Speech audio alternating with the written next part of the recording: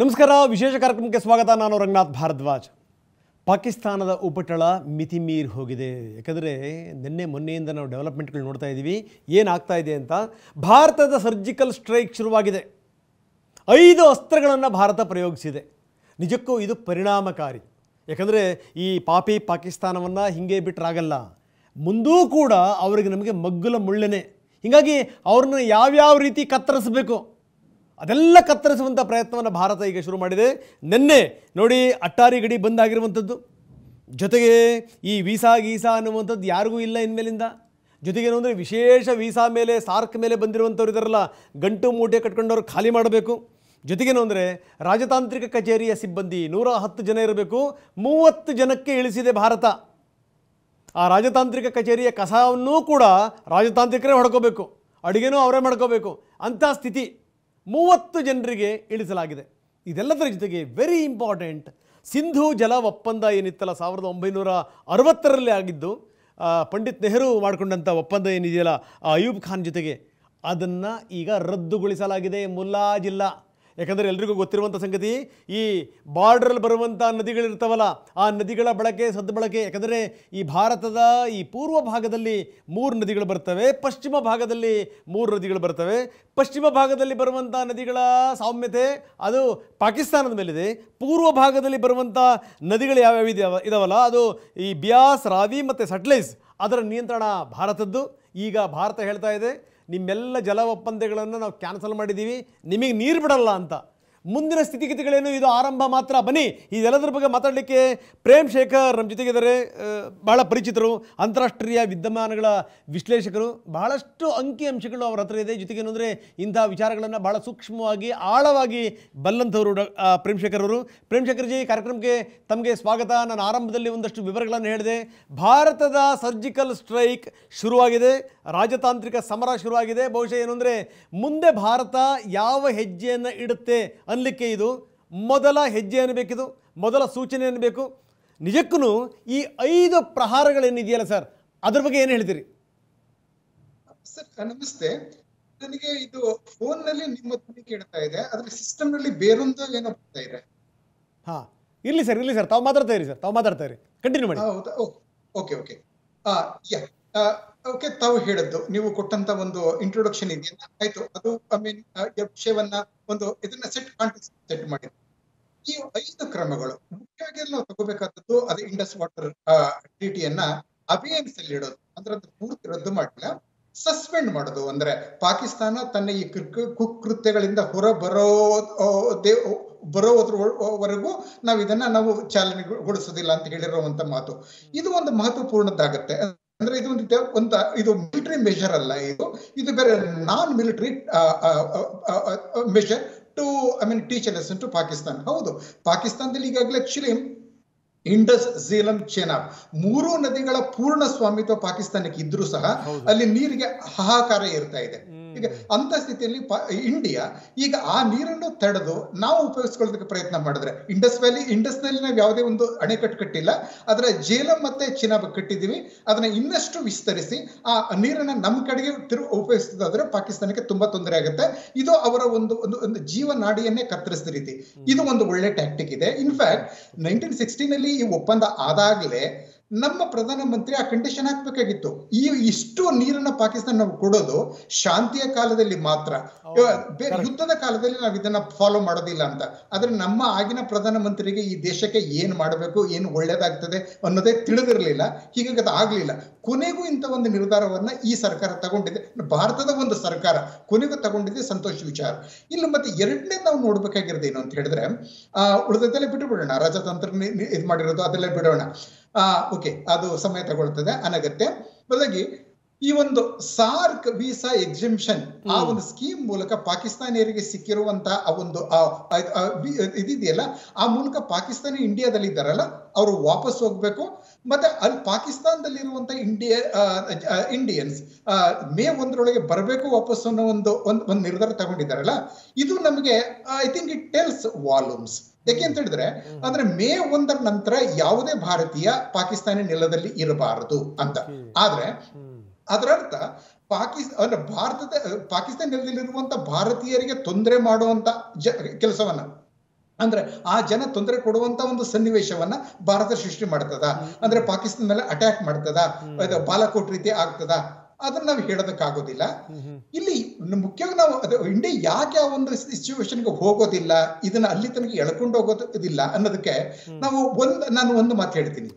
ಈ ಮೊನ್ನೆ ಆಯ್ತಲ್ಲ ಪುಲ್ವಾಮಾದಲ್ಲಿ, sorry I mean actually Pahalgam ನಲ್ಲಿ, ಇನ್ಫ್ಯಾಕ್ಟ್ ಇದನ್ನ ಪೂರ್ತಿ ಪಾಕಿಸ್ತಾನದ ಮೇಲೆ ಜವಾಬ್ದಾರಿ ಹೊರಿಸಿದ್ರೆ ನಾವು ಸತ್ಯ ನಮಗೆ ಗೊತ್ತಾಗೋದಿಲ್ಲ.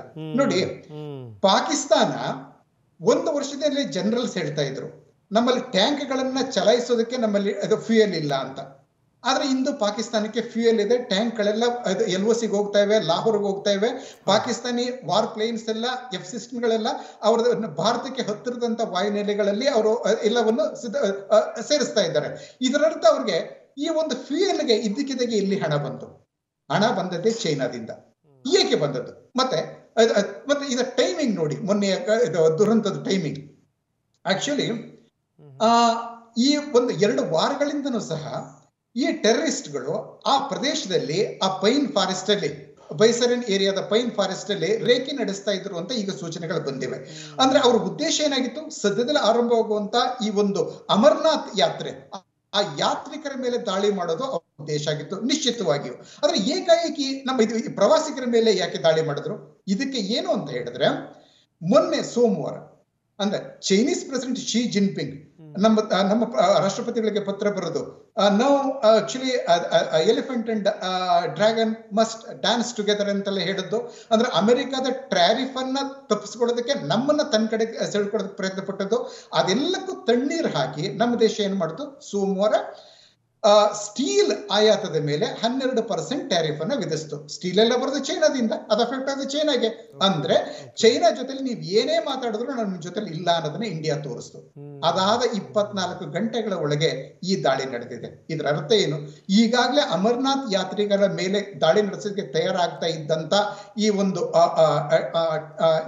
TRF ಇವ್ರಿಗೆ ಈ ಪ್ರವಾಸಿಗರ ಮೇಲೆ ದಾಳಿ ಮಾಡಿ ಅಂತ ಅವರ ನಾಯಕ ಸೈಫುಲ್ಲಾ ಕಸೂರಿ ಅವನಿಂದ ಸೂಚನೆ ಬಂದಿದೆ. ಅವನಿಗೆ ಸೂಚನೆ ಬಂದಿರೋದು ಪಾಕಿಸ್ತಾನದ ದಂಡನಾಯಕ. ಆ ದಂಡನಾಯಕ ಮೊಟ್ಟ ಮೊದಲ ಪಾಕಿಸ್ತಾನಿ ದಂಡನಾಯಕ, ಅಮೆರಿಕ ಬಿಟ್ಟು ಚೈನಾಗೆ ಹತ್ತಿರ ದಂಡನಾಯಕ. ಆತನಿಂದ ಸೂಚನೆ ಬಂದಿದೆ, ಆತನಿಗೆ ಸೂಚನೆ ಕೊಟ್ಟಿರೋದು ಚೈನಾ. ಹೀಗಾಗಿ ನಮ್ಮ ರಿಯಲ್ ಎನಿಮಿ ಇಸ್ಲಾಮಾಬಾದ್ ನಲ್ಲಿ ಇಲ್ಲ, ಆಯ್ತಾ? ಯಾಕಂದ್ರೆ ನಮ್ಮ ಪಾಕಿಸ್ತಾನ ಈಗಿರುವಂತ ಆರ್ಥಿಕ ದುಸ್ಥಿತಿಯಲ್ಲಿ ಮತ್ತೆ ಅಲ್ಲಿರುವಂತ ಅದು ಟೆರಿಟೋರಿಯಲ್ ಇಂಟಿಗ್ರಿಟಿಗೆ ತೊಂದರೆ ಬಂದಿರುವಂತ ನೋಡಿ, ಅಲ್ಲಿ ಬಲೂಚ್ BLA ಮತ್ತೆ ಅಲ್ಲಿ ಪಾಕಿಸ್ತಾನಿ ತಾಲಿಬಾನಿಸ್ ಏನೇನ್ ಮಾಡ್ತಾ ಇದ್ದಾರೆ ನೋಡಿ. ಅಂತ ಸ್ಥಿತಿನಲ್ಲಿ ಪಾಕಿಸ್ತಾನ ನಮ್ಮ ಜೊತೆ ಕಾಲ್ಕಿರೋದು, ಜಗಳಕ್ಕೆ ನಿಲ್ಲುವಂತ ಸ್ಥಿತಿಲಿ ಇಲ್ಲ. ಆದ್ರೆ ಅವರನ್ನು ಎತ್ತಿ ಕಟ್ತಾ ಇರೋದು ಚೈನಾ. ನಮ್ಮ ನಿಜವಾದ ಎನಿಮಿ ಇರೋದು ಬೀಜಿಂಗ್ ನಲ್ಲಿ. ಇದನ್ನ ನಾವು ಹೇಗೆ ಅಡ್ರೆಸ್ ಮಾಡಬೇಕು? ಐ ಥಿಂಕ್ ನಾವು ಬಹಳ ಇಂಪಾರ್ಟೆಂಟ್ ಪಾಯಿಂಟ್ ಹೇಳಿದ್ರಿ ಸರ್ ತಾವು. ಏನು ಅಂತಂದ್ರೆ, ಹಿಂದೆ ಜಾರ್ಜ್ ಫರ್ನಾಂಡಿಸ್ ಕಾಲದಾಗಿಂದ ನಾವು ಅದನ್ನು ಕೇಳ್ತಾ ಬಂದಿದ್ದೀವಿ, ನಾಯಕರು ಹೇಳ್ತಾ ಬಂದಿದ್ದಾರೆ, ನಮ್ಮ ನಿಜವಾದ ಶತ್ರು ಪಾಕಿಸ್ತಾನ ಅಲ್ಲ, ನಮ್ಮ ನಿಜವಾದ ಶತ್ರು ಚೈನಾ. ಎಂದೂ ಕೂಡ ಚೈನಾವನ್ನು ನಂಬಾರ್ದು. ಆದರೆ ಪಾಕಿಸ್ತಾನ ತಲೆಯಲ್ಲಿ ಬುದ್ಧಿ ಇಲ್ವಾ ಸರ್? ಬುದ್ಧಿ ಮಣ್ಣು ತಿಂತ ಇದೆಯಾ? ಯಾಕಂದರೆ ಇವ್ರು ಏನೇ ಮಾಡಿದ್ರು ಕೂಡ ನಾವು ಯಾರ ಮೇಲೆ ಕೈ ಎತ್ತೀವಿ? ನಾವು ಚೀನಾದ ಮೇಲೆ ಕೈ ಎತ್ತಕ್ಕೆ ಸಾಧ್ಯ ಇಲ್ಲ. ನಾವು ಪಾಕಿಸ್ತಾನದ ಮೇಲೆ ಕೈ ಎತ್ತೀವಿ, ಪಾಕಿಸ್ತಾನವನ್ನೇ ಬಾರಿಸ್ತೀವಿ. ಯಾಕಂದರೆ ದುಷ್ಟರು ಬರುವಂಥದ್ದು ಅಲ್ಲಿಂದಲೇ. ಅದರ ಪರಿಣಾಮ ಏನು? ಈಗಲೇ ಎಮ್ಮೆಗಳನ್ನು, ದನಗಳನ್ನು ಅಡ ಇಟ್ಟು ಬದುಕಬೇಕಾದಂಥ ದರಿದ್ರ ಸ್ಥಿತಿನ ಪಾಕಿಸ್ತಾನ ತಲುಪಿದೆ. ಇನ್ನೊಂದು ಕಡೆಗೆ ಏನು ಅಂತಂದರೆ, ಪಾಕಿಸ್ತಾನ ಯಾವ ಸಂದರ್ಭದಲ್ಲಿ ಬೇಕಾದರೂ ಇಬ್ಬಾಗ ಆಗಿಬಿಡ್ಬೋದು ಅನ್ನುವಂಥದ್ದು ಬಲೂಚ್ ಪ್ರಾಂತ್ಯ ಎಲ್ಲೋ ಒಂದು ಕಡೆಗೆ ಅದರ ಕೈ ತಪ್ಪು ಹೋಗ್ತಾ ಇದೆ ಅನ್ನುವಂಥ ಸಂದರ್ಭದಲ್ಲಿ ಈ ರೀತಿ ಮೈ ಮೇಲೆ ಎಳ್ಕೊಂಡಿದ್ದಿದೆಯಲ್ಲ, ಅದ್ರ ಬಗ್ಗೆ. ಯಾಕಂದರೆ ನೋಡಿ, ನೀವು ಸೇನಾ ದಂಡನಾಯಕನ ಬಗ್ಗೆ ಮಾತಾಡ್ತಾ ಇದ್ರಿ.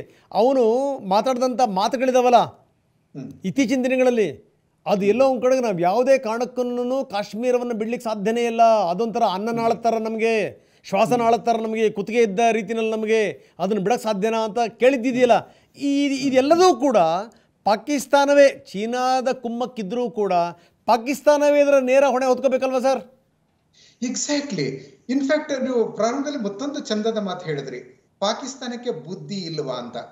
ಇನ್ಫ್ಯಾಕ್ಟ್ ಆಕ್ಚುಲಿ ಬುದ್ಧಿ ಇದ್ದಿದ್ರೆ ಆ 2 ನೇಷನ್ಸ್ ಥಿಯರಿ ಅನ್ನೋಂಥ ಒಂದು ಸಂಪೂರ್ಣ ಅಸತ್ಯದ ಥಿಯರಿಯನ್ನ ಅವರು ಒಪ್ಪಿಕೊಂಡು ದೇಶವನ್ನು ಹೊಡೆಯೋದಕ್ಕೆ ಹೋಗ್ತಾ ಇರ್ಲಿಲ್ಲ. ಅನಂತರ ತಮಗೆ ಎಲ್ಲ ರೀತಿಯಲ್ಲೂ ಅನುಕೂಲವಾಗಿರಬಲ್ಲಂತ ಭಾರತದ ದ್ವೇಷವನ್ನ ಕಟ್ಟಿಕೊಂಡು ಬೇರೆ ಬೇರೆ ಕಡೆ ಸ್ನೇಹವನ್ನ ಅರಸ್ತಾ ತಮ್ಮನ್ನೇ ತಾವು ಇಂಥ ಒಂದು ಸ್ಥಿತಿಗೆ ತಂದಿಟ್ಕೊಂಡ್ರಲ್ಲ, ಆ ಮಟ್ಟಕ್ಕೆ ಅವರು ತಲುಪ್ತಾ ಇರಲಿಲ್ಲ. ನಿಜವಾಗ್ಲು ಓಕೆ, ದೇಶ ಕಟ್ಟದ ಈ ದೇಶವನ್ನ ಬೆಳೆಸಬೇಕು ಅನ್ನೋ ಒಂದು ನಿಜವಾದಂತ ಒಂದು ಬುದ್ಧಿ ಇದ್ದಿದ್ರೆ ಭಾರತದ ಜೊತೆ ಅವರು ಸಂಬಂಧನ ಸರಿಯಾಗಿ ಇಟ್ಕೋತಾ ಇದ್ರು. ಇದು ಅಂದ್ರೆ ಅವ್ರಿಗೆ ಇನ್ಫ್ಯಾಕ್ಟ್ ತಮಗೆ ಎಷ್ಟೇ ತೊಂದರೆ ಇದ್ರೂ ಪರವಾಗಿಲ್ಲ, ಭಾರತಕ್ಕೆ ನಾವು ನೋವು ಉಂಟು ಮಾಡಬೇಕು, ಇಂಥ ಬುದ್ಧಿ ಅವರಲ್ಲಿ ಇರೋದ್ರಿಂದ ಅವ್ರು ಇನ್ನೂ ಮುಂದುವರಿತಾ ಇದ್ದಾರೆ. ಇನ್ಫ್ಯಾಕ್ಟ್ ಆಕ್ಚುಲಿ ಈಗ ಅಮೆರಿಕ ನಮ್ಮ ಕಡೆ ಇರಬಹುದು ಟ್ರಂಪ್ ಇರೋದ್ರಿಂದ, ಆದ್ರೆ ಒಂದು ಕಾಲದಲ್ಲಿ ಇದೇ ಅಮೆರಿಕ ಪಾಕಿಸ್ತಾನ ಉಪಯೋಗಿಸ್ಕೊಂಡು ನಮ್ಮ ವಿರುದ್ಧ ನಿಂತಿತ್ತು 71 ಅಂತ ಟೈಮ್ ನಲ್ಲಿ. ಹೀಗಾಗಿ ಅದ್ರ ಒಳ್ಳೇದಾಗಿದೆ ಈಗ ಟ್ರಂಪ್ ಬಂದಿದ್ದಾರೆ. ಆದ್ರೆ ಪಾಕಿಸ್ತಾನ ಈಗ ತನ್ನನ್ನು ತಾನು ಬೇರೊಂದು ಬೇರೊಂದು ಶಕ್ತಿಶಾಲಿ ದೇಶದ ಕೈಗೊಂಬೆ ಮಾಡ್ಕೋತಾ ಇದೆಯಲ್ಲ, ಸ್ವಂತ ಬುದ್ಧಿ ಅವ್ರಿಗಿಲ್ಲ ಅನ್ನೋದಕ್ಕೆ ಮೊದಲಿಂದನೂ ಇಲ್ಲ ಇದೇ ಸೂಚನೆ. ಮೊದಲು ಅಮೆರಿಕದ ಕೈಗೊಂಬೆ, ಅನಂತರ ಈಗ ಚೈನಾದ ಕೈಗೊಂಬೆ.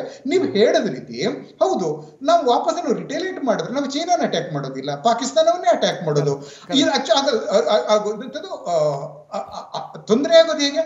ಅದು ಪಾಕಿಸ್ತಾನಕ್ಕೆ. ಇದನ್ನ ಇದನ್ನ ಜನಕ್ಕೆ ಅರ್ಥ ಮಾಡ್ಕೊಳ್ಳೋದಕ್ಕೆ ಆಗ್ತಾ ಇಲ್ಲ ಅಂತ ಹೇಳಿದ್ರೆ ಎಷ್ಟು ಮಟ್ಟಿಗೆ ಅವರು ತಮ್ಮನ್ನ ತಾವು ಮಾರಿಕೊಂಡಿದ್ದಾರೆ ಭಾರತ ವಿರೋಧಿ ಒಂದು ಮನಸ್ಥಿತಿಗೆ. ಎಸ್ ಸರ್, ಅದು ಬದಲಾಗದೆ ಇದು ಆಗೋದಿಲ್ಲ ಸರ್.